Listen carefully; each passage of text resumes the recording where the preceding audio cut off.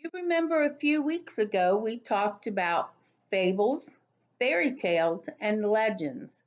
Today we're going to read a legend, and it's called The Legend of Paul Bunyan.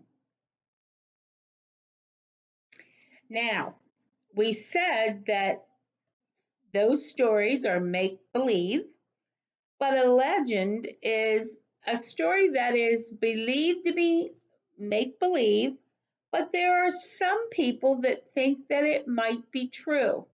Even though there are no facts to show that it's true, some people might believe that it's a true story.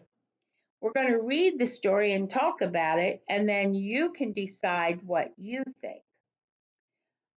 The story, Paul Bunyan, it doesn't tell us an author, not on the cover, not on our title page.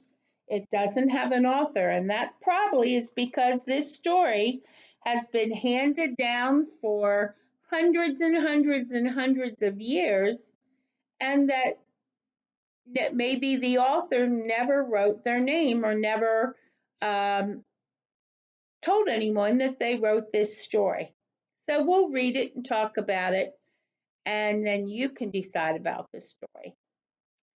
A long, long time ago, there was a baby so big that it took not one, but 5 storks to deliver him to his parents. The arrival of the big baby caused quite a stir in the small coastal Maine town, for no one had ever seen a baby of such epic size, and that means really spectacular, or in this case, a really big size. The baby's proud parents named him Paul Bunyan. Now it is true that babies grow quickly, but Paul grew faster than any baby. He was always hungry and he ate a huge amount of food. After just 1 week, Paul was so large that he was already wearing his father's clothes. Here's Paul when he was born, and after 1 week, he looked like this. How many days are in a week? Think about that song that we sing at calendar. There are, how many? 7 days in a week. 7 days make 1 week. Do you think a baby could go from this size to this size in 1 week and grow so big that he had to wear his father's clothing? I don't. One night, when the ocean was peaceful and everyone in the town was nestled snugly in their beds, Paul drifted off to sleep too. Unfortunately, Paul moved around quite a bit in his sleep. In fact, he rolled around in his sleep so many times that at night he caused an earthquake.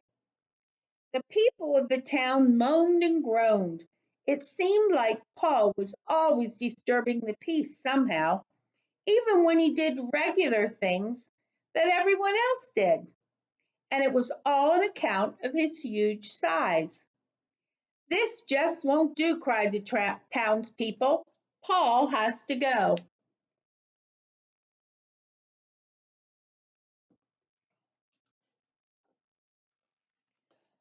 Paul had grown to be so big that his parents didn't know what to do with him. And so Paul's parents gathered up their things, they packed everything up, and they took Paul deep into the woods. And that is where he grew up. They moved. They moved to a new home. From a young age, Paul could do many things that boys his age didn't or couldn't do very well. One of these things was wielding an axe. Wielding. That's one of those unknown words we've talked about. And that means that he could handle an axe. He could pick up the axe in the proper way, and he could control it as he cut logs or cut trees. And so that's not something that boys and girls your age will be able to do. The axe is heavy and it's also could be very dangerous. So it's not something that you should ever try. Because of his unusually large size, cutting down trees was easy for Paul. With one swift chop, he could take out several trees at once. By the time Paul was about 20, he had the strength of 50 men. He grew restless and he decided that it was time to move west and seek new adventure. He said goodbye to his parents and with his axe over his shoulder, he set off on his own.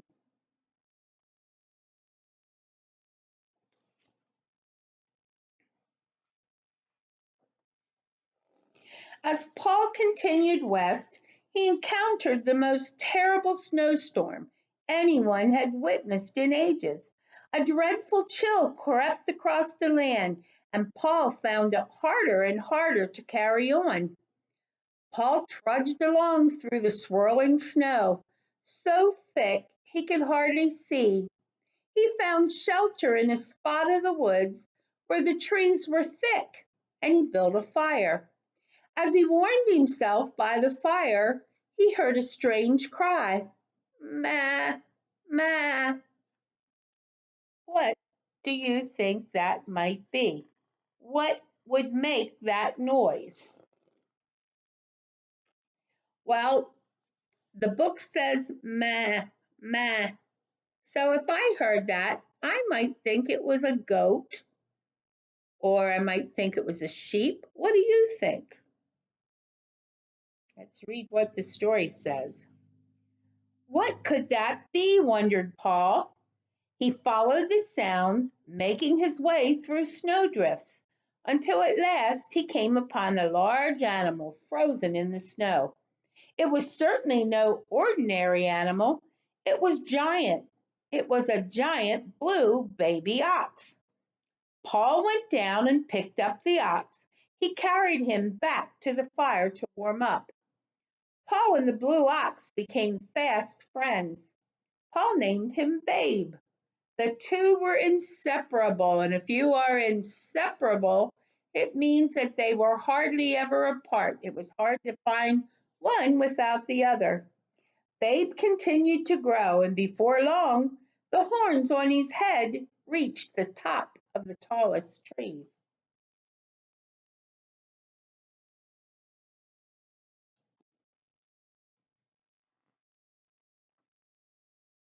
One day, Paul cut down trees with his trusty axe for the people in a nearby town.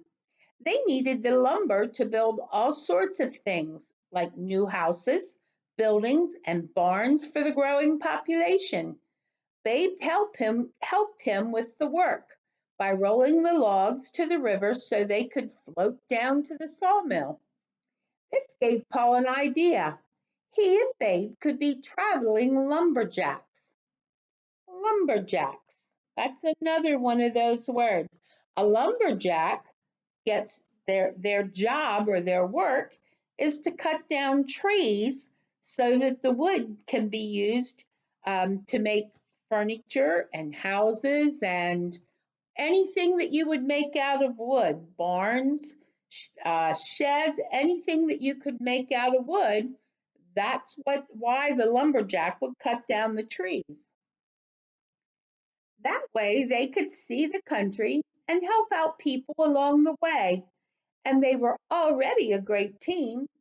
When they arrived at their first logging camp, the lumberjacks were certainly surprised.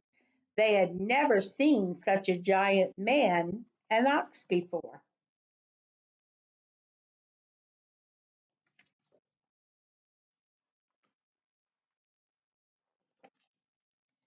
At first, the people were afraid because Paul and Babe were so large. But as they moved from forest to forest and from town to town, the gentle giants became the most famous lumberjack team in the land. Everywhere they went, they performed good deeds and helped people along the way. One time, Paul caught hundreds of fish with his bare hands, and he delivered them all to the cook at the local lumber camp. Everyone was so pleased. The fish fed the lumberjacks for weeks.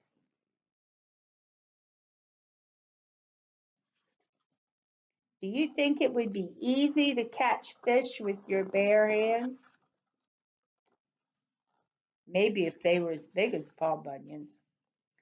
Another time, one stump on the ground with his giant hoof, Babe made a public pool for a town to enjoy during the hot summer days. Paul and Babe's good deeds were endless. As they neared the end of their traveling days, Babe grew tired and thirsty.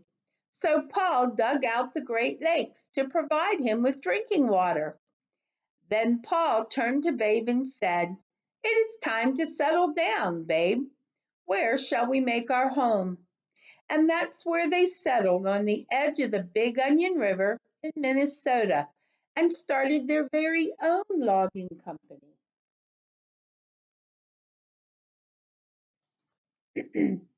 When somebody says, in this case, like Paul Bunyan, it's time to settle down, he's saying that he wants to find a permanent home and stay in the same address, stay in the same place, and make his home. Paul spread the word that they were looking for lumberjacks to work at the logging camp. Thousands of men traveled from far and wide for the chance to work with Paul and Babe. Paul hired hundreds of lumberjacks, but the men he liked to work with best were the biggest and the strongest of the bunch. They came to be known as the Seven Axemen, and each was named Elmer, so that when Paul called their name, they would all come running. Can you imagine all the people working there, that whole group? They all had the same name. And then when Paul said, "Come here, Elmer," they all came to help. Lucy, the purple cow, produced all of the camp's dairy products. The camp's cook, Sourdough Sam, used her milk, among other ingredients, to make his logging camp specialty, pancakes. The lumberjacks were very hungry men who could eat dozens of pancakes in one sitting. Where did this purple cow come from? The story didn't tell us, did it? All of a sudden, there was a big purple cow. They had such large appetites. Now, this is the lumberjacks, and they ate so much that something had to be done. Paul turned to Ole Olafson, the master blacksmith, who had specially crafted Babe's giant shoes. Ole made a giant iron griddle so that Sam could cook a whole bunch of pancakes at once to fill all the hungry lumberjacks' bellies. Look at those big pancakes, and he could do many of them at a time. Paul and Babe's logging company lasted for many, many years. It became the biggest logging company in the land, but it was not without a few snags along the way. Mosquitoes were a problem at the camp. The lumberjacks were getting bitten all over. Paul had to do something. Look at the size of those mosquitoes. We know that when you get bitten by a mosquito, it makes you all what? Itchy, right? You get a bump and a lump and it itches. So they're miserable. Paul thought that a good solution to the mosquitoes would be to bring in big bees to chase the mosquitoes away. But when the bees and the mosquitoes married each other, the problem only got worse. One day, the bees and mosquitoes noticed a sugar boat that was bringing sugar to the camp. They swarmed the boat and became so full from all the sugar they ate that they couldn't fly anymore, and they drowned in the river. Paul managed to save two mosquitoes who began to help the lumberjacks by drilling holes in the maple trees so that the lumberjacks could have maple syrup on their pancakes.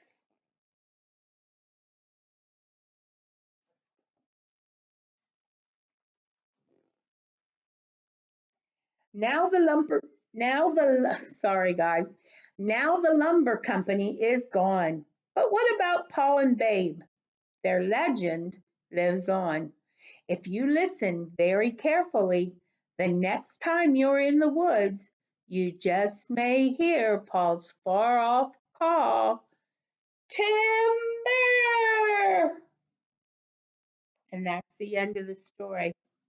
Timber means that when the lumberjack takes the axe and he starts cutting at the tree, when it gets to a certain point, timber means that the tree is going to fall down.